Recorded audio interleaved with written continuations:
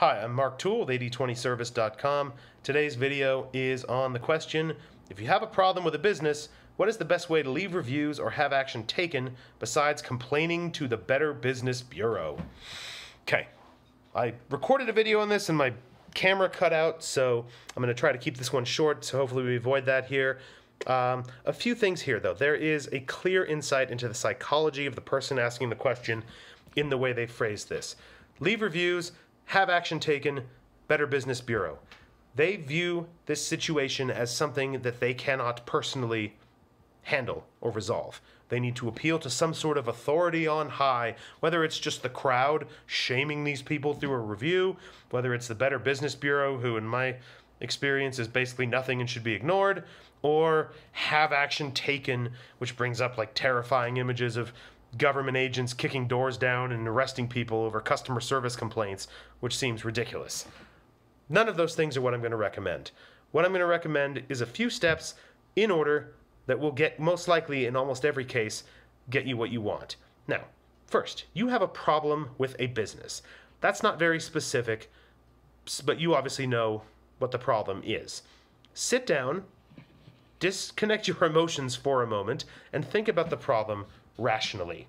Is the business an incarnation of pure evil, just out to screw people over because they hate you and want to steal your money and want you to be sad and have a bad experience?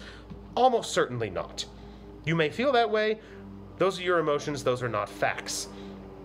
Now, is this business just screwing you over for no reason? You have no prior relationship with them and they just found you out of nowhere to bother? Again, no. You bought something from them, you entered into some sort of transaction with them, and something didn't go the way you planned. Now, is that because they're a scam artist who's out to steal from you? Or is that maybe because you didn't realize something, you didn't read something in the fine print, they didn't make the fine print big enough, they put things in the fine print, something you missed, something you didn't understand, something you forgot. Point is, this is almost certainly some sort of understanding, not an act of pure evil of some company out to screw you over. So figure that out rationally first. What is the problem? Not what you are. I'm not asking what you're upset about. I don't care what you're upset about. If this is just a matter of being upset, drop it and go do something else. But you have a problem. You actually need something taken care of. That's the next step.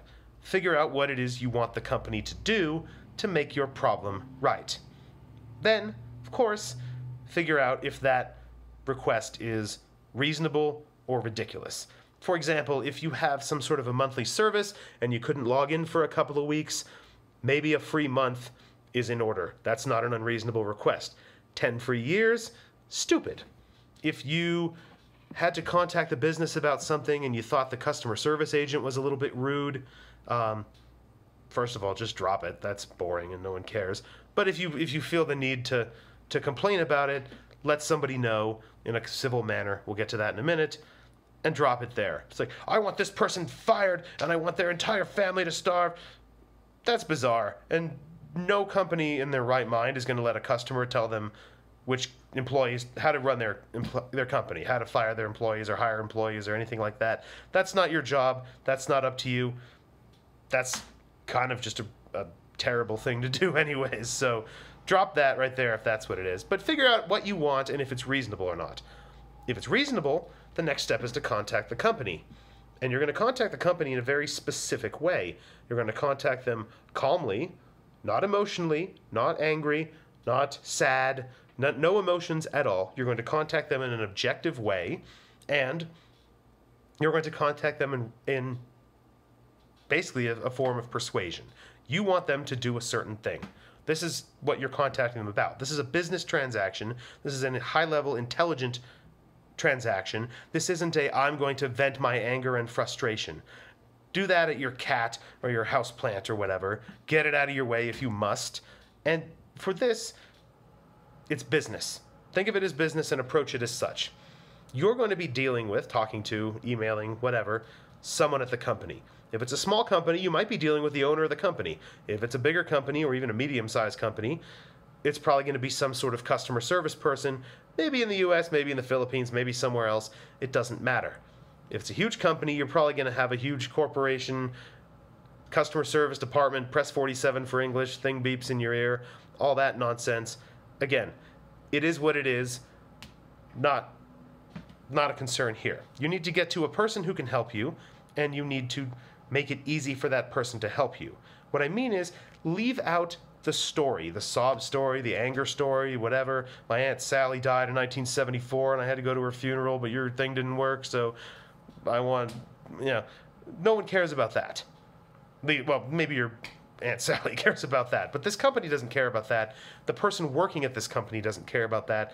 They care about doing their job and is as easy of a way as possible. If you contact this person angry and offended and upset, your company screwed me over, you're taking my money, you're all a bunch of scam artists, you should be locked in jail, someone's going to have action taken against you, no one at the company is going to want to deal with you. It's going to be, oh, we got another crazy guy, all right, bare minimum, whatever, we'll get this taken care of. Sorry, can't do that, sorry, bye.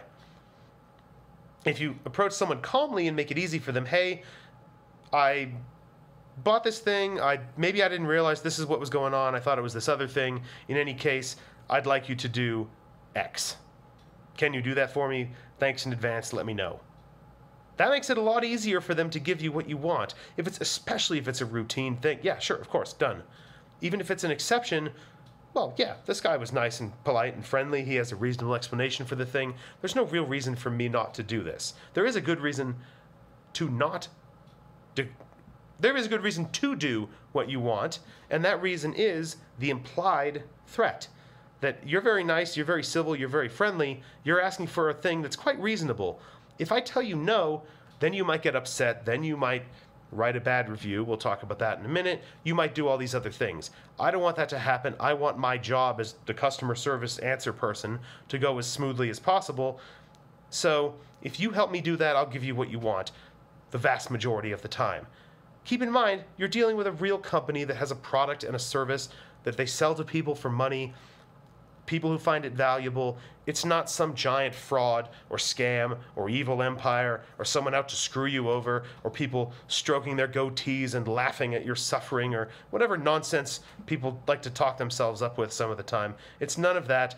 It's just a company selling a thing, and they don't want trouble any more than you do. Make it easy for them to avoid it, to give you what you want. Now, that's pretty much it. I'll leave it there. Basically, the only thing to say on top of that is if, on some chance, they ignore you, or they tell you to fuck off, or whatever, that's the place of a review. And then a review, again, is not a place to whine and cry and vent and scream and express your feelings and spew insults and say it's a scam and demand people be put in jail or any of this other nonsense. Because when you see a review like that, you think one thing. Oh, a crazy person. I don't care what he thinks. Let me look at some real reviews. Whether you're crazy or not doesn't matter. That's how you come across when you can't control your emotions. So control yourself, just like the request to the company. Write a simple explanation of what happened. You contacted them. You made this very reasonable request, and they told you to fuck off, and this is ridiculous. That may be the end of it. They may just ignore you. Fine. I guess that's the end of it. If this isn't a major problem, then leave it there. But most likely someone will respond to that review and say, I'm so sorry, I didn't realize this. I don't know who you talked to at the company. This is not how we normally do things. Send me an email. We'll fix it out for you. Point is, if you have a problem with a business, or really a problem with almost anybody, again, not a life-threatening problem. A guy with a gun to your head isn't going to respond to this stuff. But I'm talking about normal person-to-person, business-to-business conversations. Handling it yourself, keeping your emotions under control, and making a reasonable request in a reasonable way is going to get you what you want the vast majority of the time. Is it going to stroke your emotions? Is it going to trigger the powerful emotional feelings of vengeance and righteousness that come from your attempt to get revenge and have some customer service agent fired and write this negative review and have the business shut down and put on a Better Business Bureau, whatever the hell they do? No, it's not going to do those things, but it's going to get you the thing you actually wanted from the business, and then you can deal with your sad little emotions however you want. Point is, there's no benefit in bringing those into a business transaction. It only makes you look ridiculous, and it only makes businesses not want to help you. So, I'm going to wrap this video up here. As always, I do one of these videos on a customer service question every weekday from Quora. I also post them on YouTube. So if you're watching either place, like, upvote, thumbs up, subscribe, all that stuff. I also write regularly on business and customer service topics on Quora in response to questions, and on the website 8020service.com. So go there, get on the email list, daily emails on this stuff as well. I help businesses get this stuff right. I write about it all the time. And that's all for today.